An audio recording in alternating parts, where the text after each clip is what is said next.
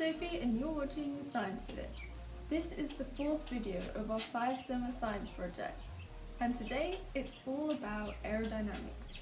That's right, we're going to be looking at the physics of flight using paper aeroplanes. You've probably made paper aeroplanes like these before, but how do the record breakers do it? I mean, what is the key to making such a good aeroplane?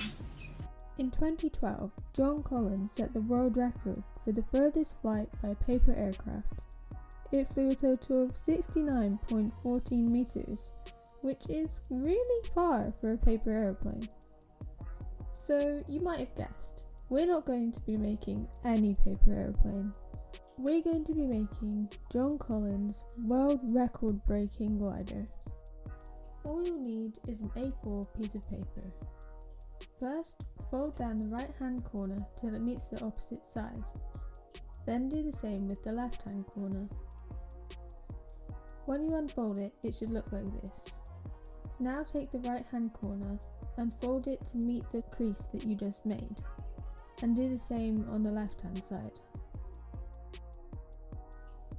Fold the paper along these creases again, and then bend down the top part of the paper so that the fold carries on with the line of the edge of the paper. Now fold each top corner in towards the middle. Turn over your paper and fold it in half. Now fold one wing towards you and the other one away from you, and you have your finished paper aeroplane.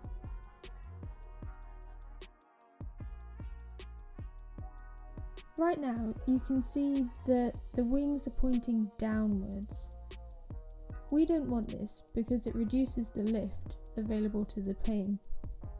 So what we need to do is bend up the wings. This creates a V shape which will give our plane more lift and let it keep flying for longer.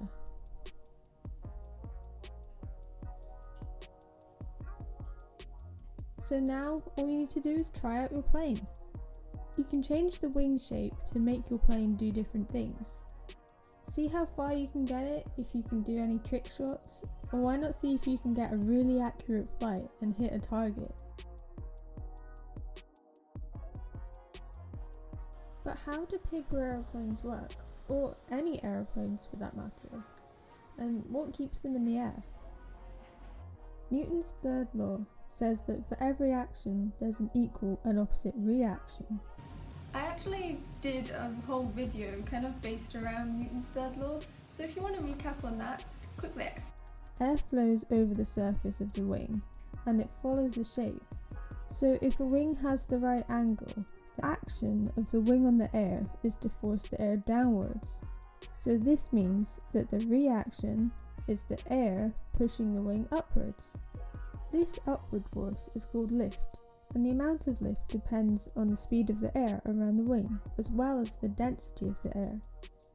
So to give us more lift, the airplane has to speed up, or increase the angle of attack of the wing by pushing the aircraft's tail downwards. When the airplane is going faster, this means the wings have to force more air downwards, so lift is increased. And increasing the angle of attack means that the air flowing over the top is turned downwards even more, and the air on the lower surface is also deflected downwards more, which in turn increases the lift. But if the angle of attack is too big, then this disrupts the flow of air over the top of the wing, so it won't be as smooth as it was, and the lift will decrease. So it's really a sweet spot for the angle of attack, which will give us a smooth flight for our airplane. So for our paper airplane, if the angle of attack is too high, then there will be a bigger drag force on the wings, which will slow the plane down so much that it could stall and fall out of the air. We don't want this to happen. So what we need to do is make sure that the centre of gravity is a bit in front of the centre of lift. This tilts the nose of the plane downwards, which will increase the speed. But we don't want our aeroplane to fly into the ground. So what we need to do is bend up the back end of the paper aeroplane slightly and this will increase the lift again, which is one of the ways that John Collins makes his world record breaking paper aeroplane glide so smoothly and so far. Thanks for watching, hope you enjoyed, and I'll see you next time for our final summer science project. This is the fourth of our 5 summer science projects. That was 10. Okay, so I have my co-host.